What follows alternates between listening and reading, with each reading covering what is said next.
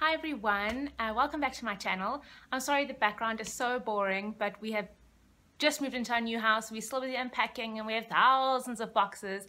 So this is all I could get, but we'll just roll with it. I had lots of requests from people to film my labor and recovery story, especially because I had a cesarean section. So I'm finally getting around to doing it. I'm sorry it's taking so long, and I'm sorry it's taken so long to upload, but here it is. So just a few things I want to mention before I get into the actual process and the story of how it all happened. The first thing is I had an elective Caesar, which means I chose to have a cesarean section. There were lots of reasons. There wasn't one main reason. One of the reasons was just because I felt more comfortable with that route of having Aria. And I think that is important. Up until they put that needle in my spine, I was not nervous, not scared.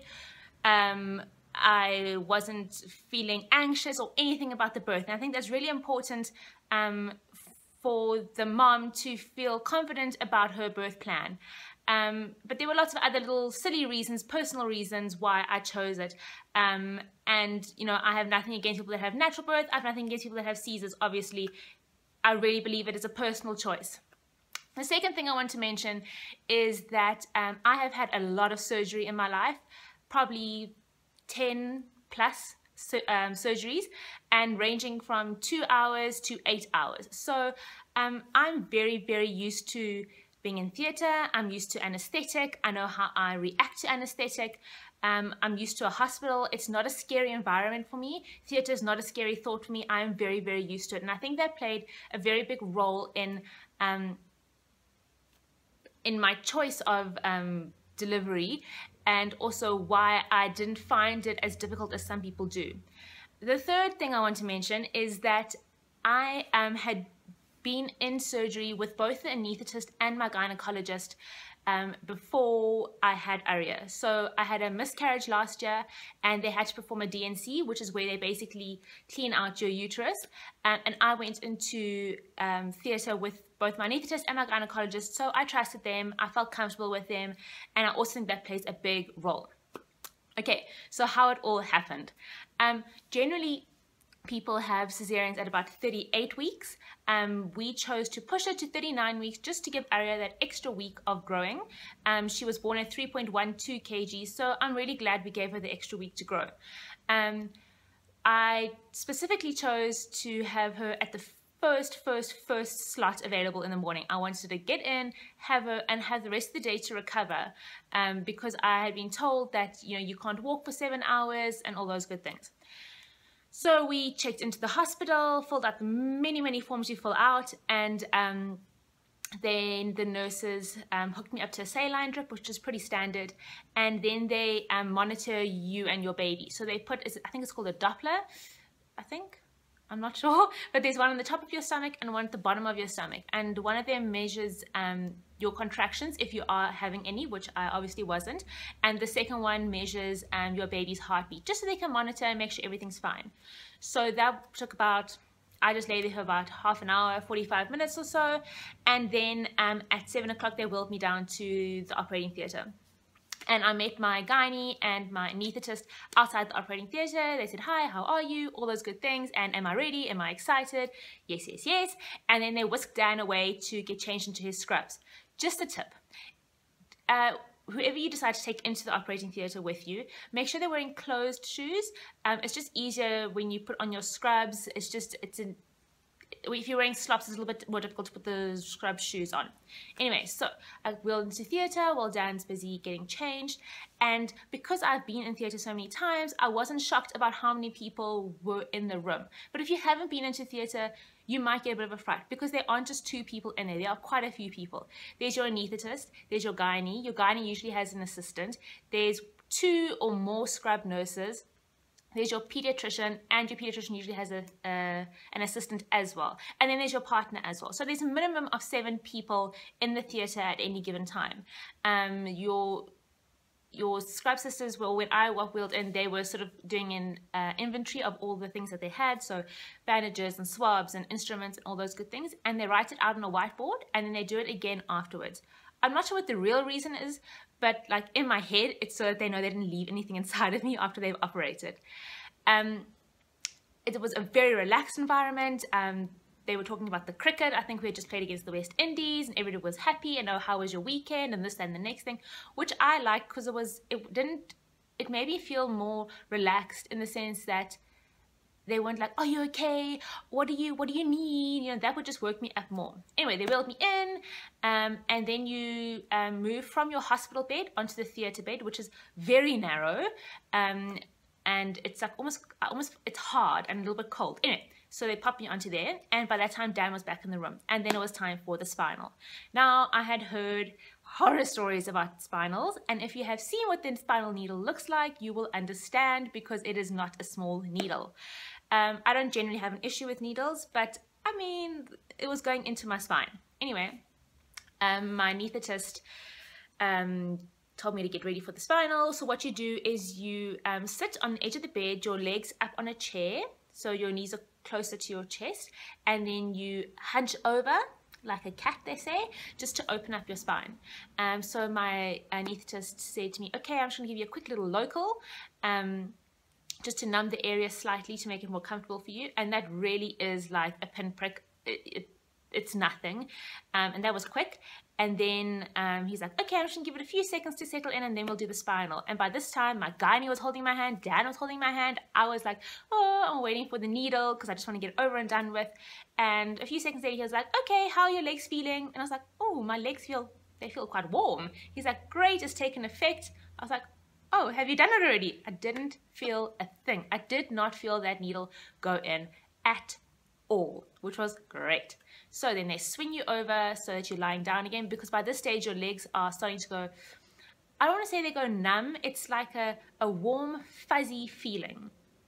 And I kept wriggling my toes, and I could still wriggle my toes, and 5 minutes later I could still wriggle my toes. And I said to the anaesthetist, I can still move my toes, like aren't I supposed to be going like numb, like can't move my legs? And he's like, no, it's fine if you can move your toes. So that was great. And then they start washing your stomach. And obviously they put a screen up from about here. There's a big screen up so you can't see anything. And Dan sits behind the screen with the anaesthetist, with me. So they start washing your stomach, and they wash with iodine, and they're quite rough when they wash your stomach. So you're sort of going on the bed. And then it stopped for a few minutes. And then it started again, but like much rougher. And I turned to my anaesthetist and I said, what's happening? Like, why are they still washing my stomach? When are they going to take this baby out? He's like, my angel, they've cut you open already. They're busy pushing your child out of you. I was like, oh, okay, my baby's being born now. And it was such a shock because I thought that, I mean, I don't know what I expected. I knew I wouldn't feel the cut, but I didn't realize it was going to be that quick. So a few minutes later, they said to Dan, okay, do you want to stand up? We're going to pull her out now. And he stood up, and they ripped Aria out of my stomach. And she didn't let off a huge scream, but she did cry a little bit. And then they move her straight from there. They lift her up above the what do you call this? The screen, so I could see her. And then they take her straight to the little station that the pediatrician had, just to check her out. Because she was a Cesar baby, she needed to have her lungs suctioned. They needed to do their APGAR scores and all those good things. And Dan cut the umbilical cord, which was great. Just before they pulled her out, because of the spinal, I started feeling slightly nauseous, and I just said to my anaesthetist, like, I'm feeling a little bit nauseous, and he just popped something into my drip, and literally within a minute I felt better. So remember that if you do suffer a little bit from nausea or anything like that with an anesthetic, you can just ask your anaesthetist to give you something, and it will take effect immediately because it's going straight into your drip. Anyway, so while they were sorting Aria out at the little station with the pediatrician, they're busy stitching me up, and that took maybe an extra 20 to 30 minutes, and then they brought her straight to me, put her on my chest, which was amazing. And it really is something that I'll never forget. Yeah, it was just so incredible. And it was, oh, she's so beautiful, and this and the next thing. And she really was beautiful, even though she was covered in like white slime and goo. It was quite disgusting. Anyway, so that whole process took about 45 minutes to an hour, and then they wheeled me straight back up to my room. And within, I would say, 20 to 30 minutes after being back in my room, I could have already moved my legs. Like literally bend my knees, move my legs, control my movements, which I was really happy about because I don't like being numb and not being able to move my legs. It freaks me out a bit. So that was the actual Cesar delivery. It was, for me personally, it was an absolute breeze. I have nothing to complain about. I would do it again. So for the scar, they put dressing over it, and the dressing stayed on for, well, technically it would stay on for 3 nights and 4 days, because that's how long you stay in hospital for a Caesar. But I left the hospital early because I just didn't need to be there anymore. And after they take the dressing off, they put on micropore, which is like a very, very thin dressing, and you can shower with that and all those good things. That stays on for 2 weeks. Then you take that off, and it just, well, they took mine off, and then it just stays open, and you just clean it with surgical spirits. But back to after the birth.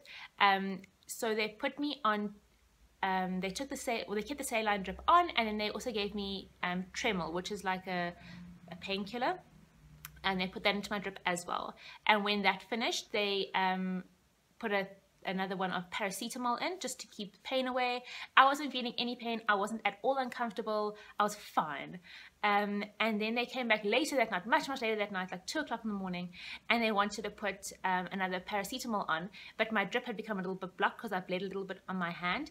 And I said to her, just leave it, just take the drip out, I don't need it. So she took the drip out, so I only had my drip for, what, a few hours after the birth, and then they gave me still pain. I didn't take that many. I really was not in a lot of pain. I do have quite a high pain threshold though. And then, yeah, by the third day, I was ready to go home. I was only on a few still pain a day. I was coping fine. I was breastfeeding fine, and I was actually just getting cabin fever. So I got sent. I got the okay to go home. At home, it does get a little bit uncomfortable if you're breastfeeding and you have to keep getting up and out of your bed to go to your baby, because we put Aria in her room from the first night. She didn't sleep in our room at all. So it is a little bit tender, and it is a little bit uncomfortable, but it is not, for me, it wasn't excruciating pain. It wasn't something that I didn't like lie and cry in bed. I hardly took any still pain. I still have the full tub of the prescription that Dan picked up for me. We're using it for our headaches. My recovery was easy, and I didn't want to use that word, but it really was easy. I think after a week, I was up, I was ready to drive, which I wasn't allowed to. You can't drive for 6 weeks. I was fine. I was coping. I was doing the house stuff again. I was vacuuming, I was cleaning, I was looking after my child, and it really wasn't as bad as I thought it was going to be. I thought I was going to be out. I thought I was going to be down for at least 4 weeks, not being able to cook or anything like that. But we went out often in Aria's first week, and I was fine.